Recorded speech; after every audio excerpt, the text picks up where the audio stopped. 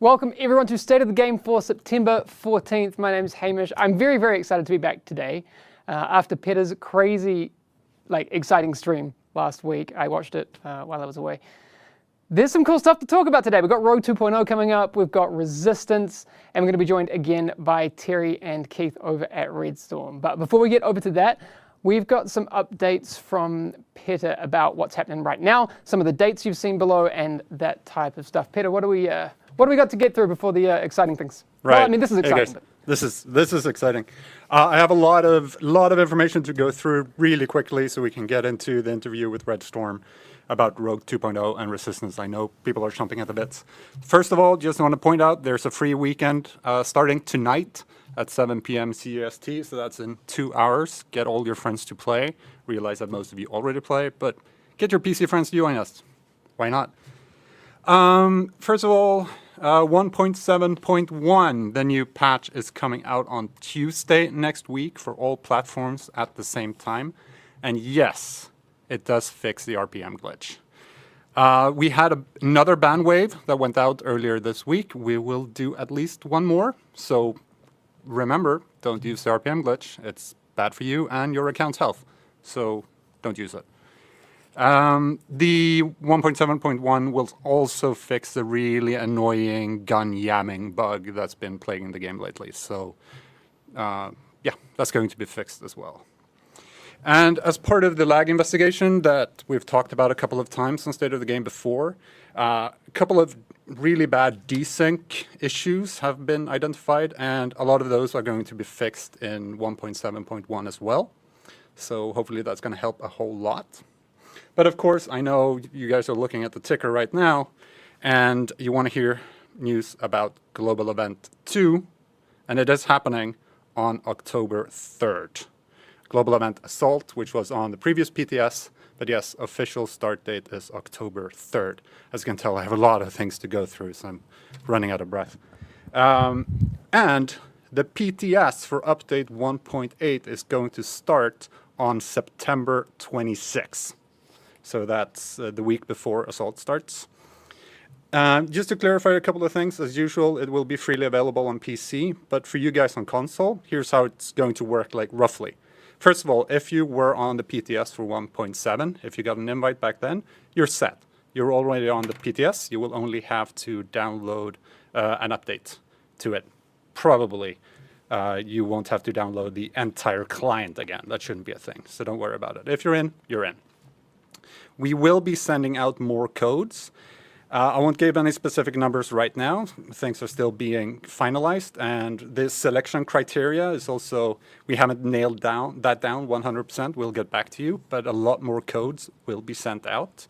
We're also looking at a couple of different alternatives how to do this, but yeah, just so you know, it's not over yet. But just one reminder, we were kind of bad at telling you guys this last time. Do remember to go to Uplay account and make sure that the box is ticked, which says that we are allowed to send you emails. Because if you don't have that ticked, we're not allowed to send you anything. So please do that. So that's kind of it. Assault, October 3rd. The week before that, PTS for update 1.8 starting. And with that, I'm going to leave over to Redstorm, Hamish, and Rogue 2.0 and Resistance. Oh, man. I'm excited about this one. We're going to cross live to Redstorm right now. Terry, creative director and lead game designer. Keith, how you guys doing? Fantastic. Very good. You ready for this one? You? I'm very well. I'm itching to go because we've got some really cool stuff to go through. Do you guys want to start with Resistance? I know people kind of have a little bit of a clue about what this is, but who were you thinking of when you were like, we're going to put this thing out? What's your target gamer for that? PvE people. Yeah, anyone who has enjoyed PvE in this game so far. Yep. Okay, so that's kind of the theme for the 1.8, separating, we've had Last Stand, we've had a bit of both, and it seems that we're taking a bit of a turn into pure PvE, pure PvP, right?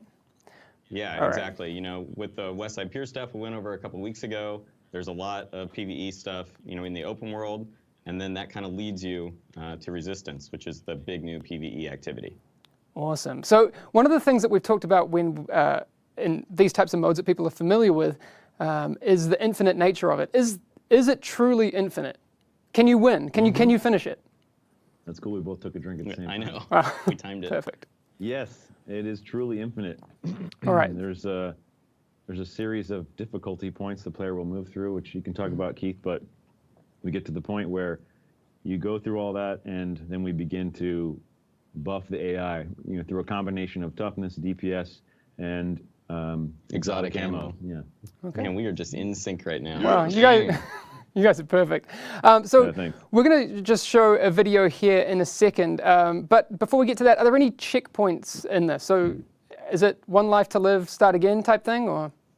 It's all about the group wipe and keeping each other alive, or if you're a solo player, the one life to live scenario, right? It's all about starting from the beginning and kind of building up a strategy to survive into later waves. Awesome. I mean, essentially, you're moving through difficulties of the game, right? I don't want to say too much, right? But Sure. you go through the hard difficulty AI, right? Then you go through the challenging AI, Yep. right? And so you're working through those. And if you die, on challenging, then okay, you're going to do the hard one again. But it's about going through those waves. You'll get really proficient at it, and then making better decisions early in the early game to help you survive when you hit those legendary and what we're calling endless difficulty. you'll need it. Because you will need it. Yep. Awesome. We're going to talk a little bit more about that in just a second, but I want to show people what this is about. So we've got a video that Peter's going to queue up in just a second. Can we take a look at that now? Would be awesome. Okay, here we go. We are looking at a part of the map that people may be familiar with if they tuned in last week. This is part of the Westside Pier environment, correct? What are we seeing on screen right now? This is outside the Intrepid. Okay. And yeah, you have seen this before. We didn't want to necessarily show you everything just yet. All A right. lot of this mode is about exploring and opening up new parts. You will catch some things here, though. If you kind of look around, you'll see like these big flashing AR panels. Those are kind of calling out doors that you can use to open up new parts of the map. So That have new you'll see things in one. them. Yeah, those will have all sorts of new things for you to find, new places to fight, places to hold up. All right. So it's not just about killing endless waves of AI. What other things will people find themselves doing in there? I mean, it's about finding the best way to survive. That's the crux of it. We give you a lot of tools. Keith, go for it. Sure. So, people who played Last Stand will see that AI are dropping Shade Tech here, just like they do in Last Stand. But we've really blown out what you can spend it on. So we brought back the fortifications along with a new type. There's a support station fortification you can open up.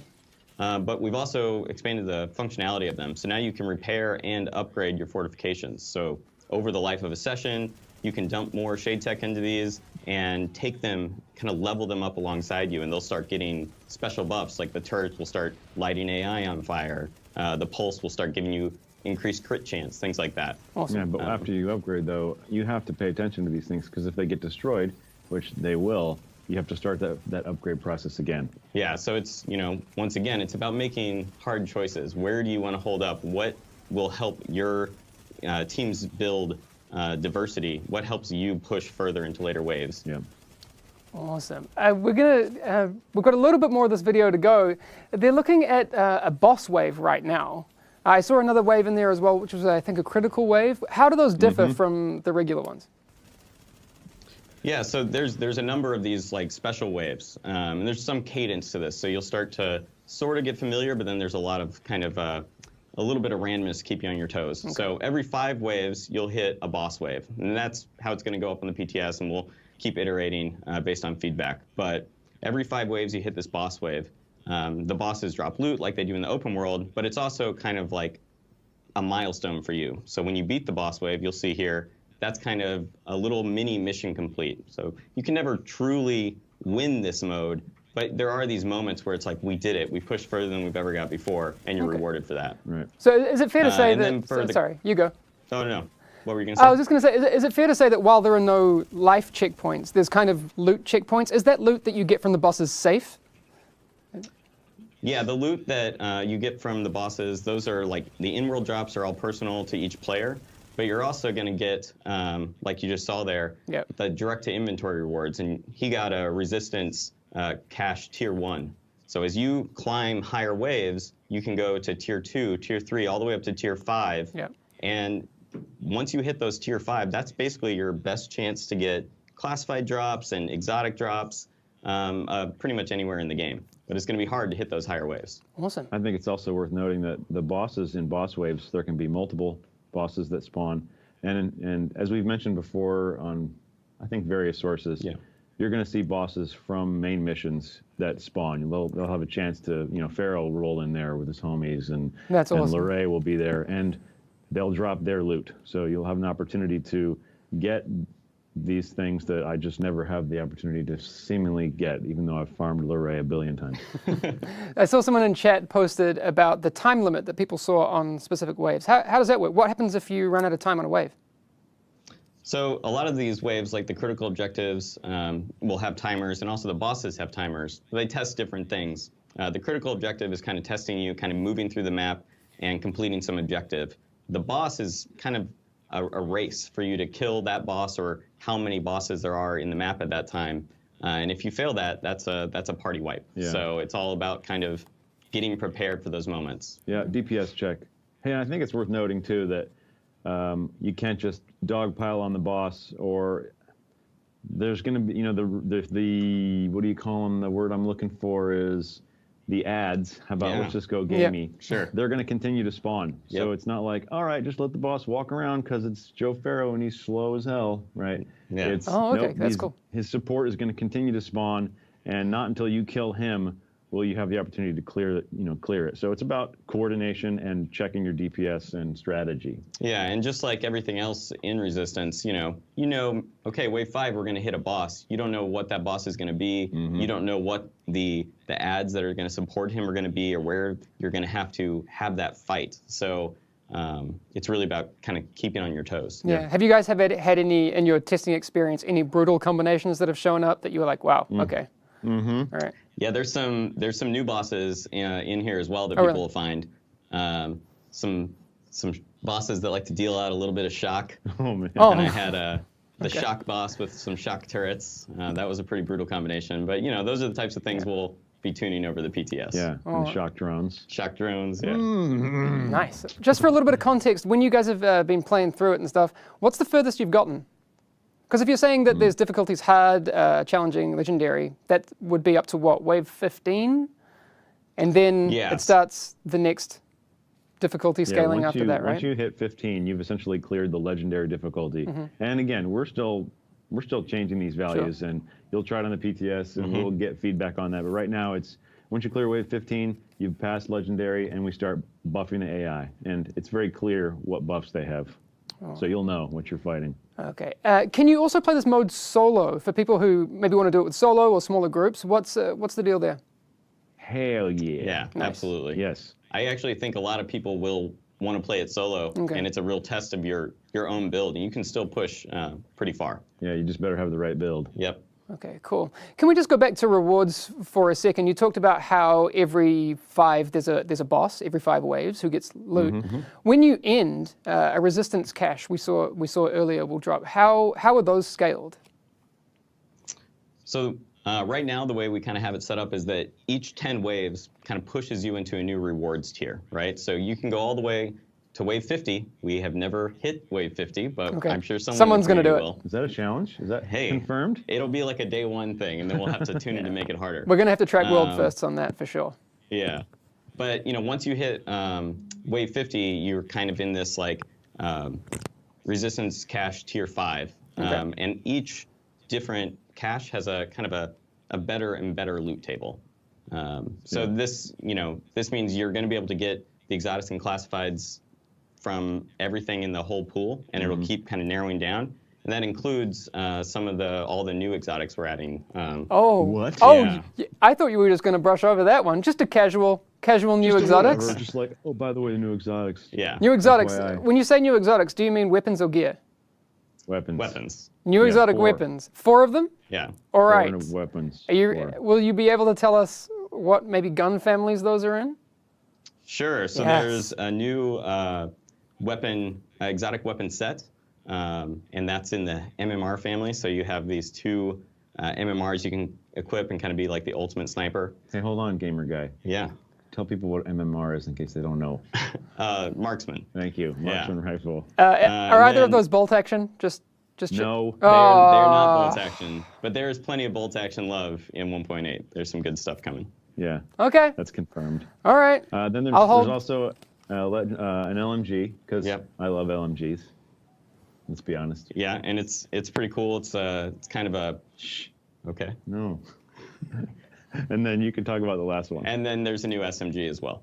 A new SMG. Awesome. Yeah. And these will all be up on that PTS, start of the PTS. Yeah. Do you know off the top of your head what weapon, what type of SMG it is? Just for me. Yeah. Yeah. MPX. MPX, yeah. Oh. It's based on the Sig Sauer. Okay. Well, that sounds interesting. Yes. Okay. Wow. Okay. I did not expect that. So you talked a little about 2 weeks ago when we talked, the dynamic spawner that you guys are introducing for Westside Peers. Is that one of the things that you guys are leveraging? And one of the concerns that I think people have when they're doing this type of random content, is it random every time? So for example, am I going to be playing it and then when I do wave 4 again, is it going to be the same wave 4 as I had last time, or is it going to be the same that I'll have recognized, or how is that spawner working behind the scenes? So we want to put a bit of predictability in it. So, on repeat sessions, you can start anticipating things. So like early on in the early waves, there's more predictability, right? That say wave 3 is going to be your first critical objective. And wave 5 is going to be a boss. And wave 6 might be the wave that always introduces drones. You're going to fight a lot of drones in that wave. So there's these kind of milestones that you'll start to pick up on and make sessions feel familiar. But within that, there's still a bit of randomness. And then once you get higher and higher and start climbing into the higher endless waves, then it becomes a very kind of dynamic, randomized experience. Okay. Yeah, we've injected some consistency, but like you said, we leveraged that new spawner to make it so the next time you play through, yeah, there's going to be differences. You might not see any Rikers, for example, or it might just be all rushers. Good luck, have fun. So there's a lot of dynamic elements to this game mode for sure. Absolutely. All right, so just moving on to the play spaces that are available for this mode. We've seen one of them, which people had seen previously. How many are there, and how big are they going to be? 3. There's 3 Okay. total. They're called, there's the Carrier, right? And then we have one called the Pier 93, Yep. and another one called the Powerhouse. Yeah. Yeah. And these are based upon sort of the foundations of, we built on the foundations of the PvP maps that we made specifically. So they're in Westside Piers, but they're like 5 times bigger than the PvP maps. Yeah. So there's a lot more to explore. So say like on what you guys saw there, that Pier Space is one of the early sections that you unlock in the carrier map, but you can also get inside the Intrepid, get into the engine rooms, things like that. Yep. Awesome. Okay, so for people that are looking to, when they get into the PTS, how would they start a session? How can you queue for one of these things, or how would you start getting into a resistance mode? Yeah, I mean, we kind of built it to be a new mission type, essentially, Okay. right? So you have your main missions and incursions, and now you'll have the resistance missions. So it works very similar to that. You just kind of walk in from the open world, and it kicks off, and you can matchmake at the meeting stone out front. So it's very familiar to what people are expecting. Okay, cool. One other question that I had, do you need to be level 30 to do it? As with survival, you don't. You can get into that a little bit earlier. What about for this? Yeah, you have to be level 30. Okay. Yep. The Westside Piers, it's kind of like that end game open world space. All right. And these are kind of nestled back there. Yeah. All right. Now, I'm sure people will have a lot of questions about resistance, and people will be able to experience it on the PTS very soon. What was that? 26th of September. And we're looking forward to seeing what you guys think about it as well. If you have Yes, absolutely. ideas or those sorts of things, please get involved in conversations on the forums, wherever you want to have them. Twitter, Reddit, we want to hear what you think. Okay. I know why most of you are here, though. We want to talk a little bit about Dark Zone things. I see Terry's eyes light up when we talk about this. I know, right? So you guys dropped a bit of a bomb with Rogue 2.0 being a thing last week. All that we know is that there will not be friendly fire, and you will have to perform an action to go rogue. But it goes a lot deeper than that. Is that fair? That's absolutely fair. Yes. All right. Very fair. Okay. So when you guys sit down and you're like, okay, we need to do Rogue 2.0, we want to make it better. What are the things that you're trying to accomplish with a feature change like this? Well, the first and foremost, is keep the tension of the Dark Zone, right? Yes. It's a very important element of the Dark Zone. It's scary, and we didn't want to erase that tension. So that was number one. Job number one is keep the tension of the Dark Zone. Second one was get rid of some of the frustration that goes along with accidental rogue, not fun, accidental rogue. And the third one was create a better gameplay loop for Manhunt, which is such a big part of going rogue, right? That's where you're supposed to get the biggest rewards, and really incentivize that system on both sides of the Manhunt. Yeah. So those are the three things we were going after. I think on that note, so we'll talk a little bit about the mechanics of it. I know there's frustration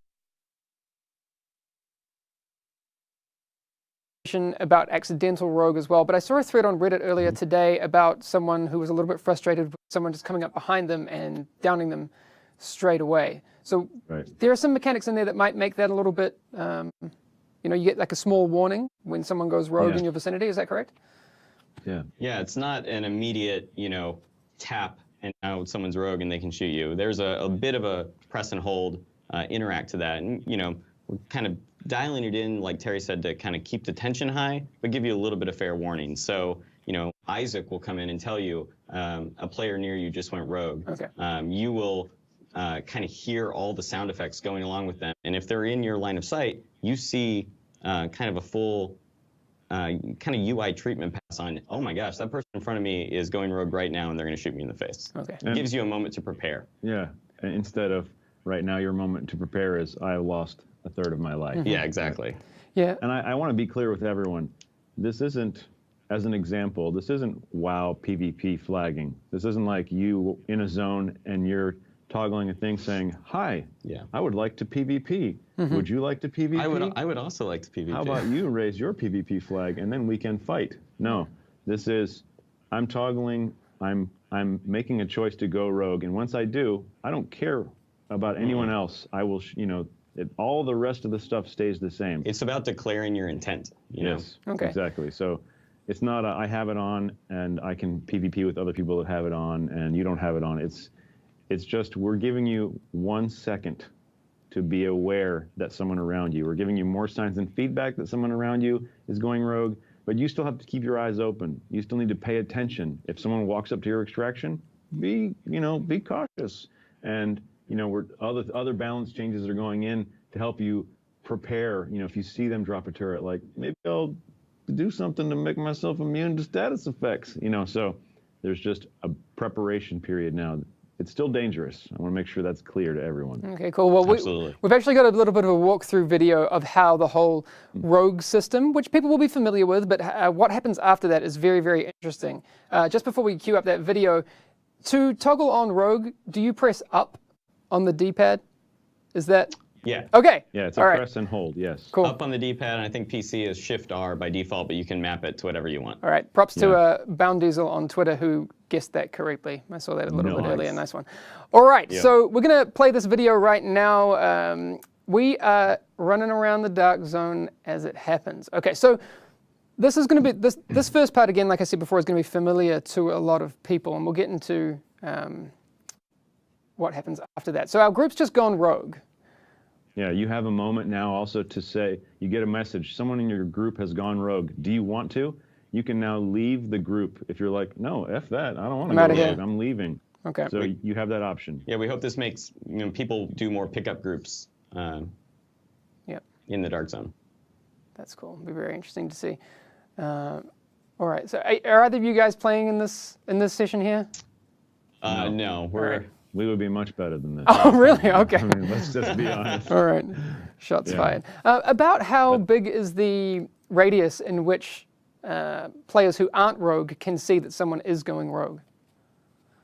So it's kind of line of sight. Okay. So if someone is 100 meters down the street and they start going rogue, you are given a heads up on that. Okay. So what would happen if I was like around the other side of the building? Are people going to see? If you're around the other side of the building, you can try to conceal yourself a little bit, but they're still going to get the Isaac telling them someone went rogue. They're going to get all the existing signs and feedback, and they're also going to hear the audio treatment to, hey, someone's going rogue around me right now. Okay. So our players are currently Manhunt rank 5 now. So snap! Chad has already noticed there was no timer on the Manhunt. What's Eyeballs. talk Yeah. us through this one a little bit. Yeah, that's correct. I mean, what we wanted to get rid of the I'm just going to run out my timer, right? It's not about that. Now it's about going Manhunt and then increasing your rank. You can stay Manhunt as long as you want. If you get to max Manhunt rank, Which is Manhunt 5. They just hit it right here. yeah, then, at any time that you become Manhunt, I'm jumping around a little bit, but just because of the video, when you reach Manhunt, you're going to get an objective. Yep. And it's like, if you want your rewards, you need to go to this spot in the Dark Zone. It's random every time, and you need to interact to clear your status. You're essentially rebooting. Yeah, you're hacking into those Shade Tech terminals that were sprinkled around the Dark Zone and resetting yourself. Right.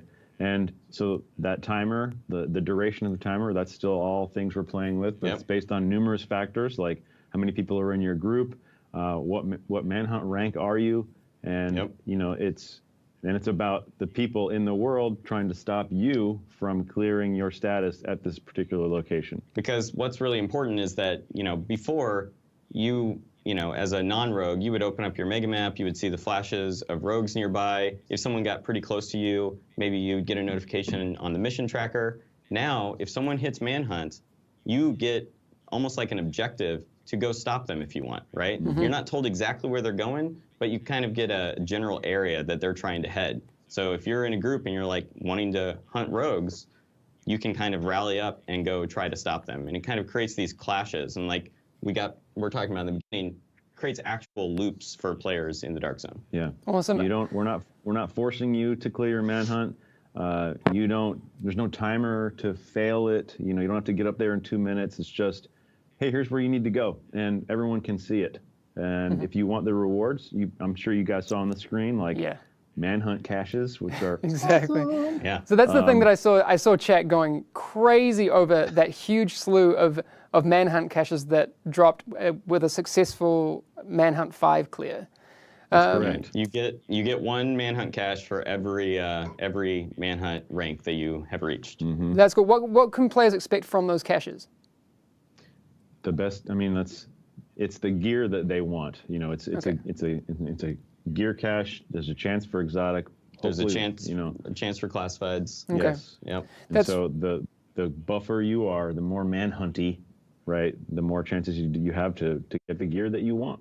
And as a player, going after the Manhunt, you get a bounty cache now too for every Manhunt player you kill. So you are encouraged to get in there and PvP at these points if you want to get those rewards. Yep. Awesome. So who will be eligible for those rewards? Like if I see a bunch of people on the map have gone Manhunt, right?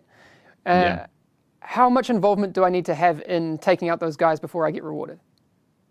Participation. Okay. Yeah, you need to be participating, and you need to kind of be around them when they go down. Okay. You need to be there for the kill. Yeah. Okay. You don't have to be the guy that killed them. You just have to be participating in their demise. Okay. I don't Yep. need to be in a group with the group that successfully takes them out. No, there's no more that, this group kind of stole the bounty from this group, even though they were trying to work together. Okay. Now that friendly fire's off, it's Shades versus Rogue, and you can go in there and work together to try to take out the Manhunt. And it's all direct inventory, so you don't have to worry about extracting or anything like that. It's Yep. just boom, you got it. That's really cool. I didn't actually know that one. Yep. That's awesome. I know that when you guys talked about last week the friendly fire changes to Rogue, a couple of concerns that were brought up were grenade spam and body blocking as being potential issues. So Right. on the grenade side of things, what's that going to look like for 1.8? Well, the damage itself, do you want to talk about the damage for grenades, Keith, and rogues and non-rogues and stuff like that? Yeah, previously a group of rogues, right? They could grenade spam the non-rogues and not be hurting themselves. And they kind of had this advantage. So, now people from both sides, yeah, the shades can throw grenades at the rogues and not worry about, triggering themselves as rogue. Yeah, no accidental. or anything No like that. accidental, right. We are doing, lots of things to try to improve the grenade game, right? Like the classified final measure, which I think is just going to become a bigger and bigger part of group play. Makes it scary to toss a ton of grenades in because you're giving this huge buff to the other team. It's astounding. In fact, we've talked about skirmish already.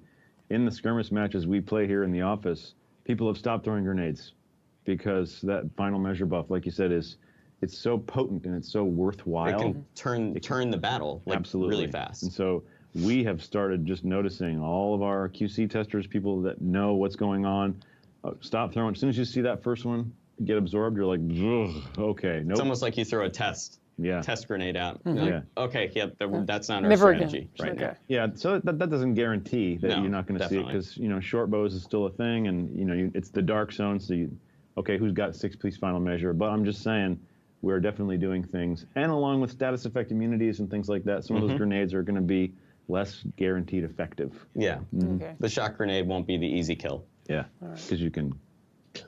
Cleanse it. Yeah. Nice. So on the body blocking thing, I know people in the dark zone right now. You can have a situation where I die and I clear my rogue, and then I come back to my group who is rogue, and then I can kind of stand in front of my group and make things a Yeah. little bit funky. Right. What does 1.8 mean for things like that? Well, I think that's going to go the way of the dodo for a Okay. couple of reasons. First, okay, so friendly fire, that's gone. So if someone were to be able to stand in front, you could just shoot them all day. It used to be the risk was, oh, I went rogue, and now they're going to kill me, right? So that's gone on one hand. And on the other hand, we're adding essentially a radius. So imagine that you, Keith, and Petter and I, we're all in a group, and let's just say Keith dies, because not me. Yeah, Right. never. And Keith dies, he's rogue, we're all rogue, we're being jerk faces. Keith spawns back at the checkpoint, and then he runs back to the group. What's going to happen now is he's going to get within a certain radius, and that's still being tuned. He's going to instantly go rogue.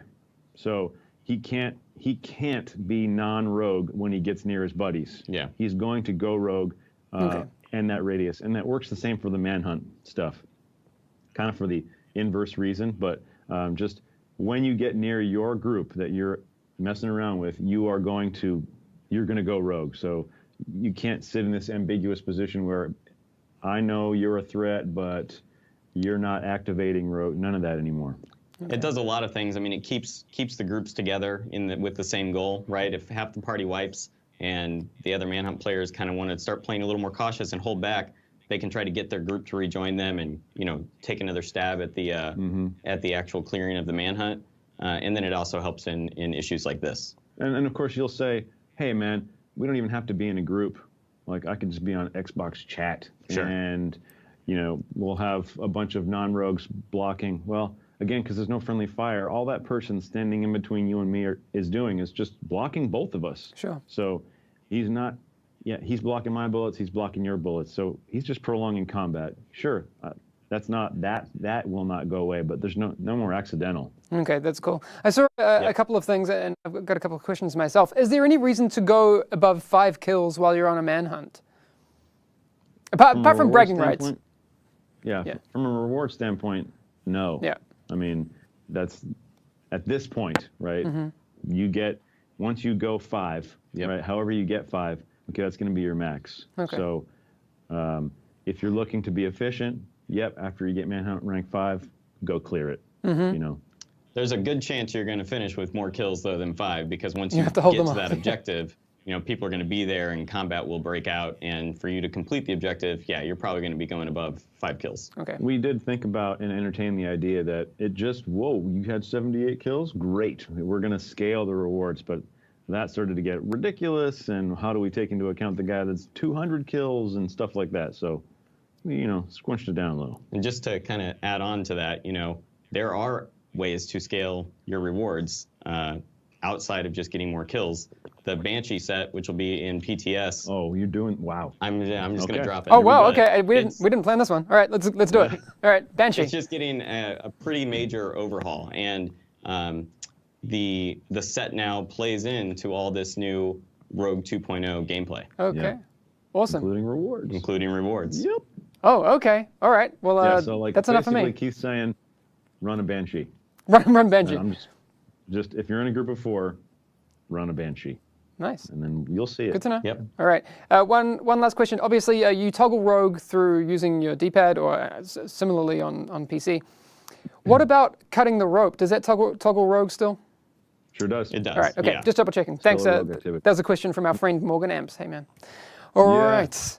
TF, what's up? Yeah. And that will increase your manhunt rank as well. It's a rogue activity, so you can bump yourself up by cutting the rope.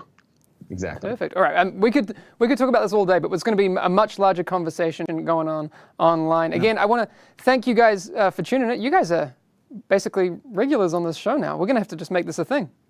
Okay, let's do that. Thank- Let's just talk all day. I know. Let's just talk all day. Well, Yeah. Let's just talk all day. I'm going to put the question to you now. Do you guys just want to do a podcast and we can just then not feel time constraints? We'll do that soon. Love it. Sure. Yes. Absolutely. All right. I like it. Thanks again, guys. We'll leave it there from you. But again, we'll Thank we'll you. see you again soon. All right. Thanks. Cheers, guys. Bye. Bye. Okay. Wow. That's a lot of Rogue 2.0 and Resistance information. Exotics.